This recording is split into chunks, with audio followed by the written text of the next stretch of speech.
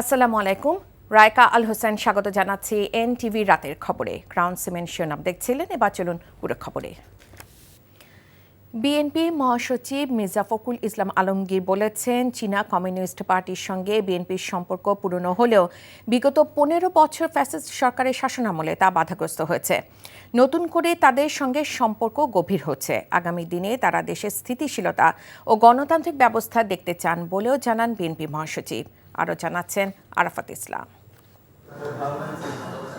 সন্ধ্যায় রাজধানীর ৫ তারকা একটি হোটেলে বাংলাদেশে সফররত চীনা কমিউনিস্ট পার্টির সঙ্গে বৈঠক করে বিএনপি। দলটির মহাসচিব মির্জা ফখরুল ইসলাম আলমগীরের নেতৃত্বে বিএনপির ৭ সদস্যের প্রতিনিধি দল চীনা কমিউনিস্ট পার্টির প্রতিনিধি দলের সঙ্গে প্রায় ২ ঘণ্টার বৈঠক করেন। বৈঠক শেষে মির্জা ফখরুল ইসলাম আলমগীর বলেন, চীনের কমিউনিস্ট পার্টির সঙ্গে বিএনপির সুসম্পর্ক বিগত ১৫ বছর ফ্যাসিস্ট শাসনামলে বাধাগ্রস্ত হয়েছে। এটা আমাদের একটা খুব অনেক পুরনো সম্পর্ক আছে আপনার চীনা কমিউনিস্ট পার্টির সঙ্গে। এটা প্রায় মাঝখানে ১৫ বছর ছিল না, কারণ আপনার ফ্যাসিজম সেগুলো অ্যালাউ করেনি। এখন আবার আমরা সেটাকে রিভাইভ করেছি, ফলে আমাদের চাইনিজ কমিউনিস্ট পার্টির সঙ্গে আমাদের সম্পর্ক এখন আরও গভীর থেকে গভীরতর হচ্ছে।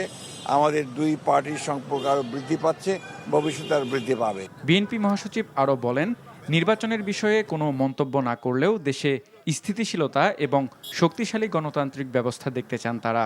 তারা সবসময় বাংলাদেশে একটা আপনার স্টেবিলিটি চায় এবং দেশে একটা সার্বিক একটা ডেমোক্রেটিক এনভায়রনমেন্ট দেখতে চায়। আগামী দিনে দুই দেশের সম্পর্ক আরও উন্নত হবে বলে আশাবাদ ব্যক্ত করেন ঢাকায় নিযুক্ত চীনের রাষ্ট্রদূত ইয়াও when. China, Bangladesh and Communist Party of China and BNP work together.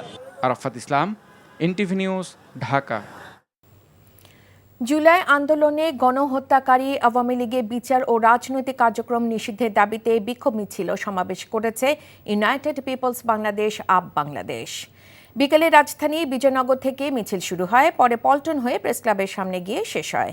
মিছিল শেষে সংক্ষিপ্ত সমাবেশে বক্তারা অভিযোগ করেন, জুলাই বিপ্লবের ৮ মাস পরেও আওয়ামী ফ্যাসিস্টদের বিচারের দৃশ্যমান কার্যক্রম এখন দেখা যায়নি। তাই আওয়ামী লীগের নিবন্ধন বাতিল ও গণহত্যাকারীদের দ্রুত বিচার কার্যক্রম শেষ করার দাবি জানান বক্তারা।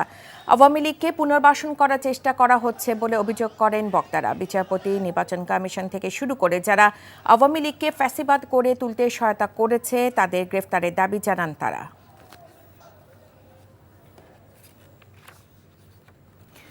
আগস্টের হত্যা মামলার আসামিরা নারায়ণগঞ্জে প্রকাশ্যে ঘুরে বেড়াচ্ছে বলে অভিযোগ করেছেন জাতীয় নাগরিক পার্টি যুগ্ম সদস্য সচিব আব্দুল্লাহ আল আমিন।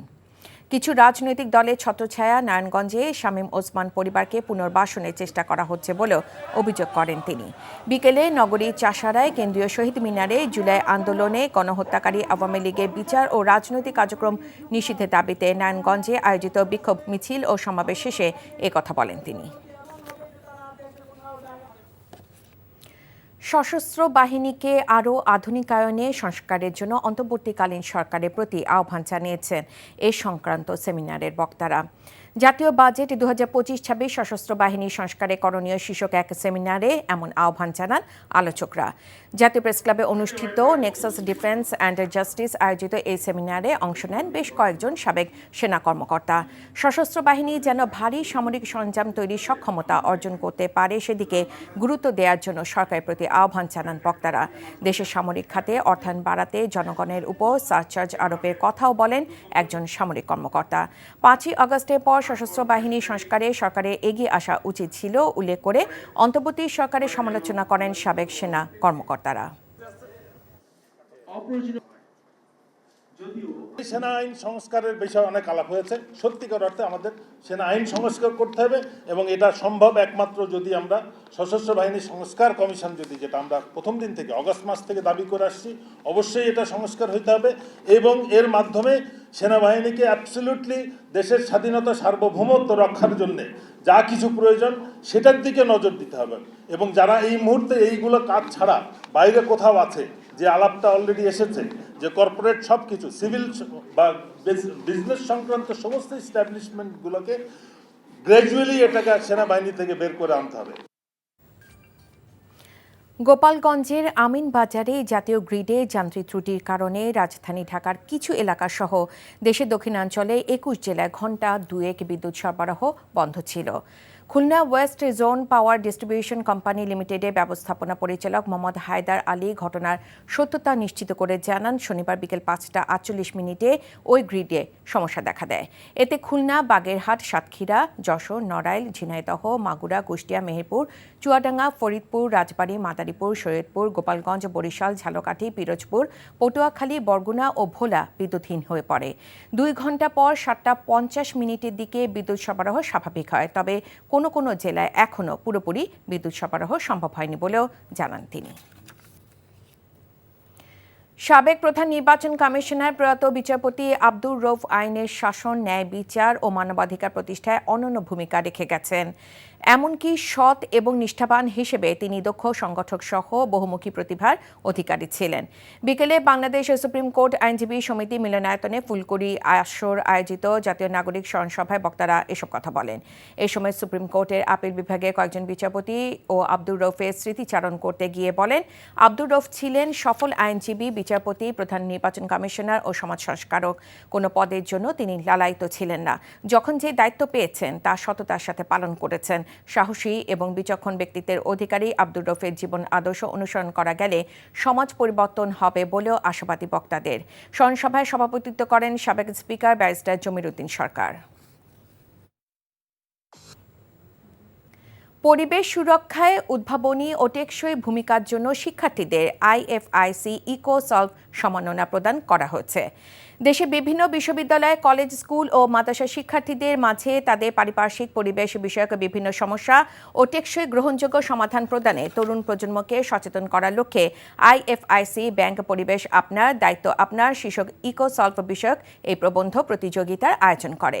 এতে ৩,০০০-এর বেশি প্রবন্ধ থেকে ১২ জন শিক্ষার্থী প্রবন্ধ চূড়ান্তভাবে নির্বাচিত হয়। রাজধানী পুরানা পল্টনে IFIC টাওয়ারে আয়োজিত অনুষ্ঠানে ৩টি ক্যাটাগরিতে বিজয়ী স্মারক, সনদ ও সম্মাননা চেক হস্তান্তর করেন IFIC ব্যাংকের চেয়ারম্যান মোহাম্মদ মেহমুদ হোসেন। ইরান, নেপাল, পাকিস্তান ও স্বাগতিক বাংলাদেশ সহ মোট ৭টি দেশের অংশগ্রহণে সাভার সেনানিবাসের গলফ মাঠে অনুষ্ঠিত হল বাংলাদেশ অ্যামেচার ওপেন ২০২৫ আন্তর্জাতিক গলফ টুর্নামেন্ট। বিকেলে বাংলাদেশ গলফ ফেডারেশনের সার্বিক তত্ত্বাবধানে সাভার গলফ ক্লাবের অডিটোরিয়ামে সমাপনী অনুষ্ঠান অনুষ্ঠিত হয়। এ সময় বাংলাদেশ সেনাবাহিনী প্রধান ও বাংলাদেশ গলফ ফেডারেশনের প্রেসিডেন্ট জেনারেল ওয়াকারুজ্জামান প্রধান অতিথি হিসেবে উপস্থিত থেকে বিজয়ী গলফারদের মাঝে পুরস্কার বিতরণ করেন।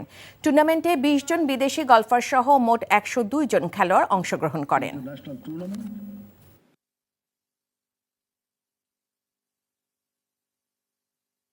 It has inspired us. We continue to আমরা এই ধরনের আন্তর্জাতিক টুর্নামেন্ট ভবিষ্যতে আরও আয়োজন করার ইচ্ছে রাখি। পরের বার চট্টগ্রামে যে গলফ কোর্স আছে সেখানে টুর্নামেন্ট হতে পারে। এছাড়া কুর্মিটোলা ও কুমিল্লাতেও আমাদের গলফ কোর্স আছে। আমাদের সব বিভাগীয় শহরেও গলফ খেলার সুযোগ পান গলফাররা। বাংলাদেশ গলফ ফেডারেশনের প্রেসিডেন্ট হিসেবে সবাইকে গলফ খেলতে উৎসাহিত করি আমি। আন্তর্জাতিক টুর্নামেন্টে অংশ নিতে কয়েকজন গলফারকে বিদেশে পাঠানোর ইচ্ছে আছে আমাদের। এই ছিল রাতের খবরে। এই খবরে ভিডিও সহ আপডেট জানতে ভিজিট করুন NTV অনলাইন www.ntvbd.com। এছাড়াও NTVর জনপ্রিয় সব অনুষ্ঠান ও খবরের আপডেট জানতে ভিজিট করুন আমাদের ইউটিউব ও ভেরিফাইড ফেসবুক পেজ। রাত ১টায় মধ্যরাতের খবর দেখার আমন্ত্রণ জানিয়ে বিদায় নিচ্ছি। এতক্ষণ সাথে থাকার জন্য সবাইকে ধন্যবাদ।